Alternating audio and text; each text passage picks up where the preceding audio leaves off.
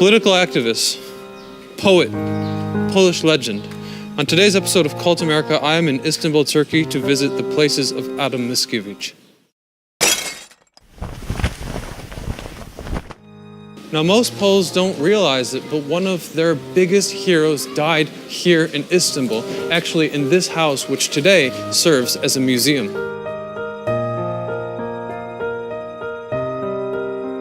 So not only was Adam a poet, but he was a drama writer, a patriot, an author of the Polish national epic poem. He's regarded as one of the greatest romantic poets of Polish literature. He was the editor-in-chief of a Polish newspaper published in exile and organized the Polish Legion in Italy in 1848. But on September 11th, 1855, he set off on his last journey to the east, where he planned to organize the Polish Legion to fight the Russians.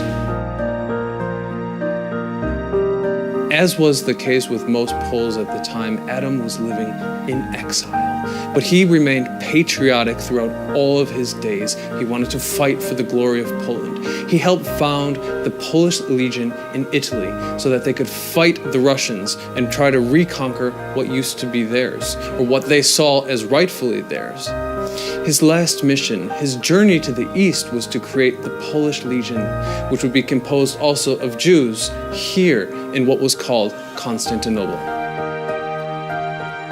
Growing up in America, I saw a lot of Polonia, but we never imagined that some of Poland's legends actually had to live outside of their country, or that Poland was off the map for so many years. This is pretty shocking to see that probably the most well-known legend of Poland died outside of the borders of his homeland.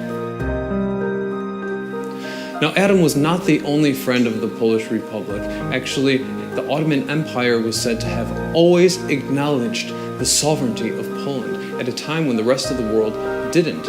Legend has it that they even had a chair inside of their international meetings and would always ask if a representative of Poland was present. In this place, Adam Mickiewicz originally was buried. This was a temporary grave. He was later moved to Paris, where his remains laid for 35 years, and after that, he found his final resting place on Wawel Hill in Kraków, Poland. The great poet died on November 26, 1855, at the age of 57. The cause was said to be cholera, although many people believe that he was actually poisoned, as his death was very sudden. Now, I'm not sure which room of this house Adam Mickiewicz died in, but I do know one thing. His spirit here is strong, despite the fact that outside of these walls is Turkey, is Istanbul, is a different nation. I feel the power of Poland here, the legacy of Poland in this place. These poems behind me mean so much to so many, and admittedly, I'm not well read in his work today. As a fan of Poland, as a patriot of Poland, I'm going to start.